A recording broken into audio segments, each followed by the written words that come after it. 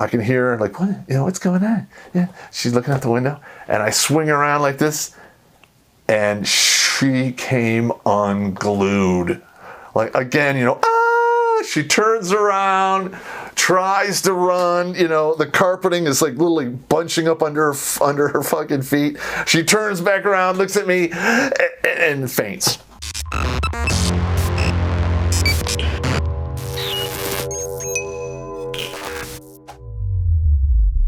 Hello everybody, Terrence Popp here with another episode of Live from the Lair. And I just want to say happy Halloween to all you fuckheads out there. All right, on a side note, we got a vet out in Vancouver, Washington, who's in a bad way. And we could probably use somebody to, look in on the guy and, make sure he's doing okay.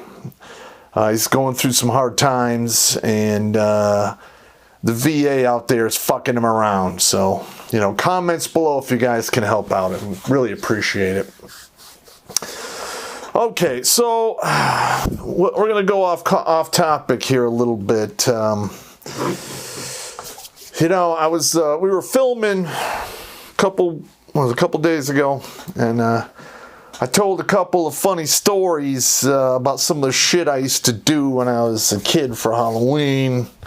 And Blake fucking laughed his balls off, and he made a request that I tell some stories about me as a youth and what a pre-Green Beret does, when he has a high intelligence and no goddamn supervision, and there's a big hole in the fuck bucket and it is empty. Okay, so we're going to start off with this one. I had just moved to Berkeley, and I was in the 8th grade. I made friends with my buddy Richard Holmes. He's dead now, by the way, but it's neither here nor there. And I had another buddy with me named Mickey. All right, now Mickey was, a baseball player for his costume. My buddy Richard was a clown.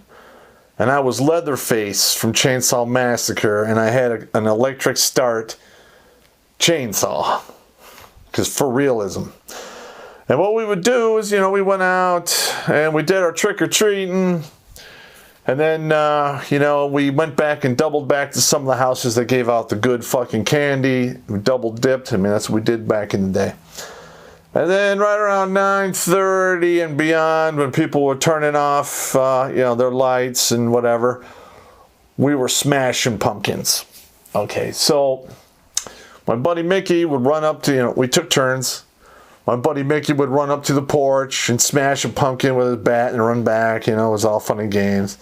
My buddy Richard would grab him and just pick him up and smash him on the ground. And I really didn't participate. And we were about 3 blocks away from my house. We were almost done for the night. And I look over, and there's this huge pumpkin. I mean, it is huge. It's like 4 feet wide. I mean, it's just crazy.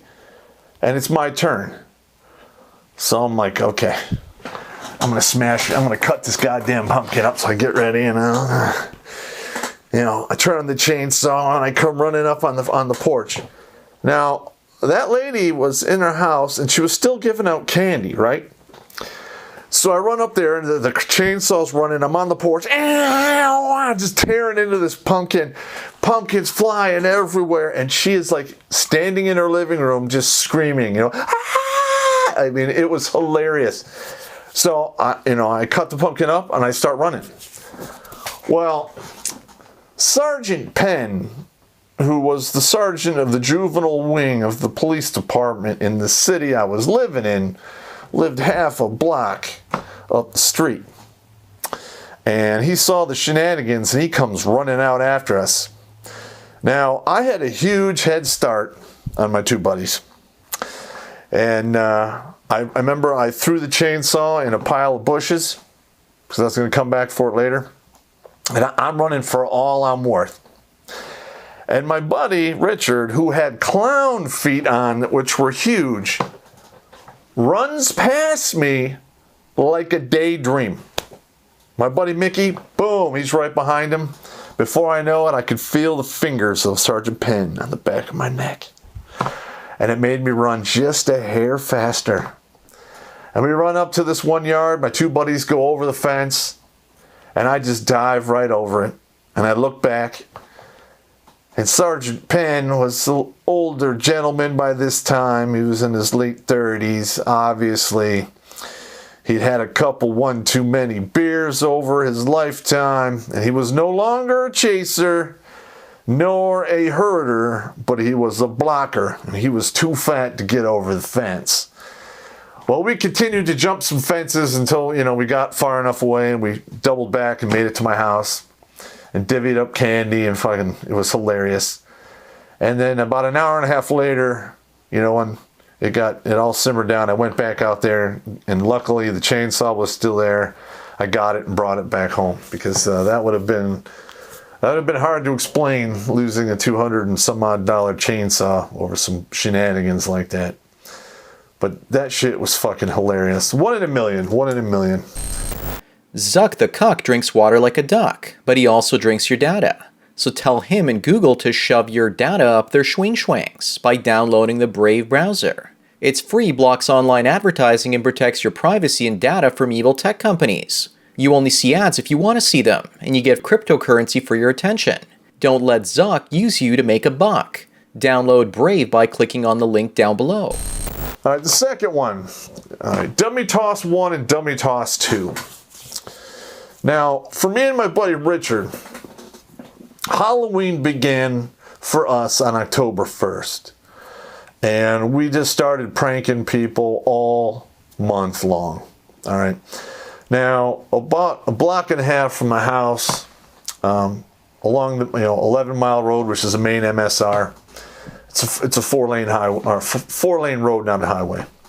So the speed limit's about 35, 40 miles an hour. There's a long stretch of buildings that used to be industrial buildings, but one is offset. So there's like a 3-foot blind alley. So when cars are coming, they can't see you. You're actually, out of their line of sight. And we would go out there with our wrist rockets and just, shoot out the street lights for 2 or 3, street lights before, our ambush position. And then we would assemble our dummies. And we did this every night, sometimes every other night for the entire month of October. And we'd only do it once a night and then run away because, the cops came and people got upset.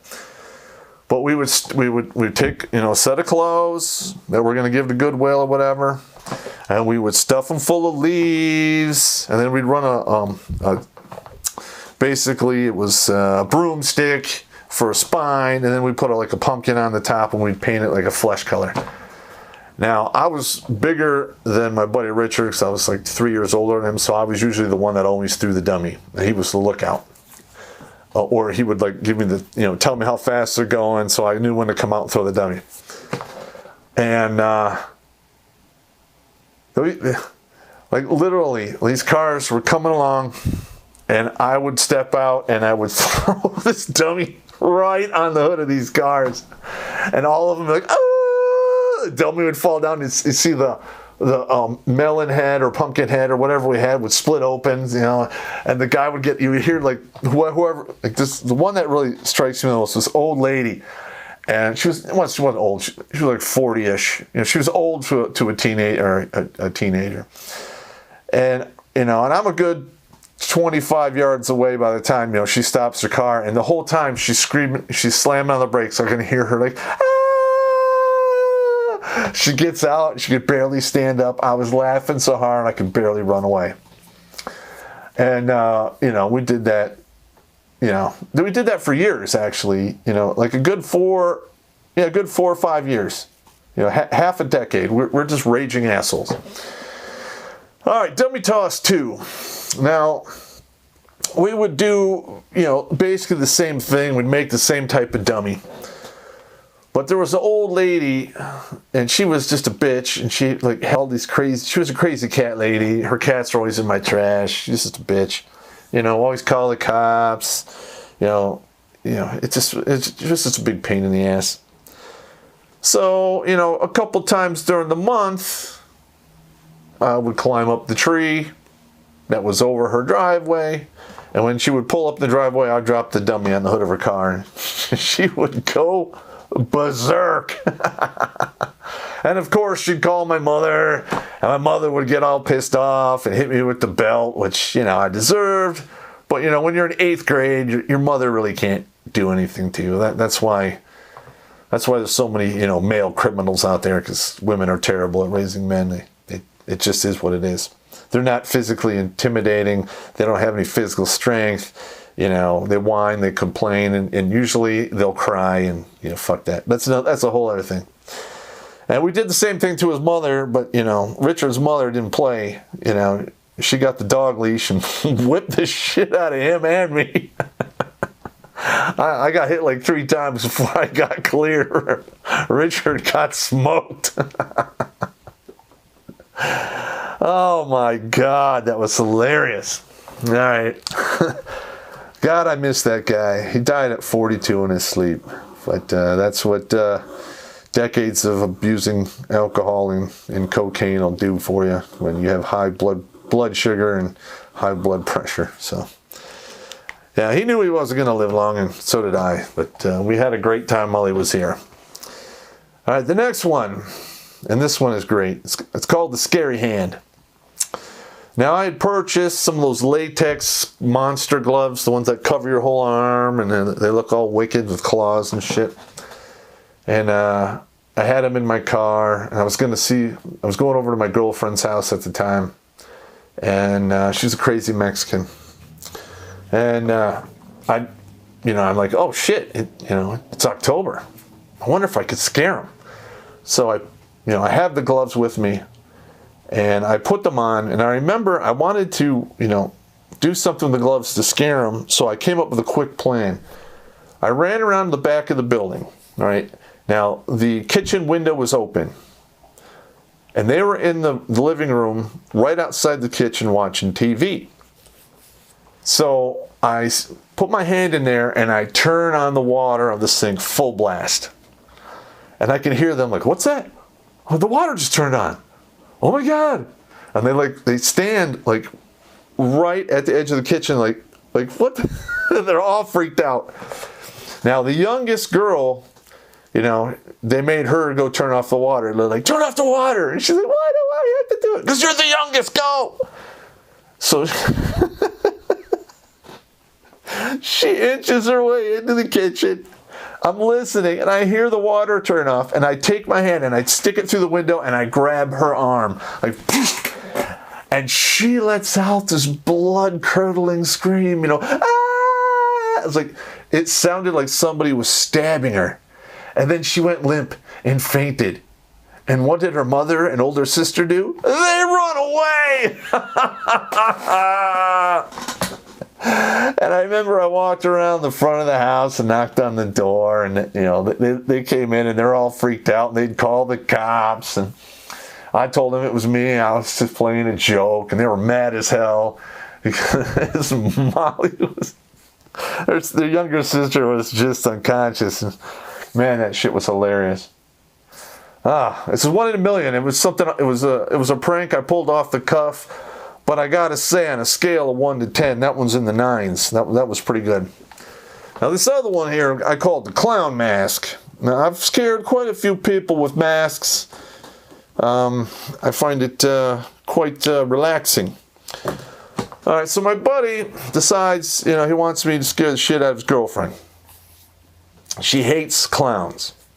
So I get this crazy clown mask. It's one that fits really close to your skin, and you look like a real clown with makeup on.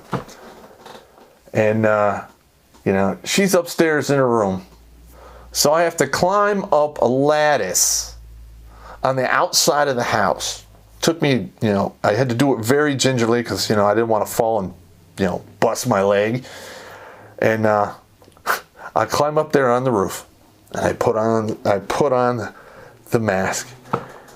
And I go to just on the side of the window, and I lightly tap on it because I want her, for the proper shock value, she's got to be close to the window.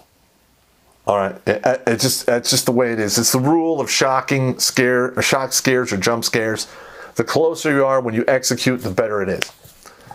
So, I can hear her like, what? What's going on? Yeah, she's looking out the window, and I swing around like this, and she came unglued. Like again, she turns around, tries to run. The carpeting is like literally bunching up under her fucking feet. She turns back around, looks at me, and faints. Like, and it wasn't like a subtle faint, like like it was a faint where she just fell like dead on the ground. Her head like did like 2 bounces, boom, boom. I am laughing so hard, I almost fell off the roof, man. Oh man, that was great. And I get in my car and I take off, and like 10 minutes later he calls me up and he's like, yeah, that was great. In fact, he comes running upstairs, sees her on the ground when she's laying there unconscious, looks up, sees me in the window. He's not mad, he just looks at me and goes, yeah. Oh, that was an A+, man. That was an A+. Oh, I miss doing shit like that. That was some good stuff. I should probably open a haunted house or something because, that shit was great. I could really come up with some good shit. But anyway, gentlemen, take your kids trick-or-treating if you can. Remember, marijuana is legal. And now, so there could be a lot of THC in some of the fucking candy they're handing out to kids instead of poison. That's fucked up. Make sure you check your fucking kid stuff, because dickheads who fucking tamper with the candy deserve to get their asses kicked so hard they wear it as a hat. All right, gentlemen, it's a short one today, but you guys take it easy. All right.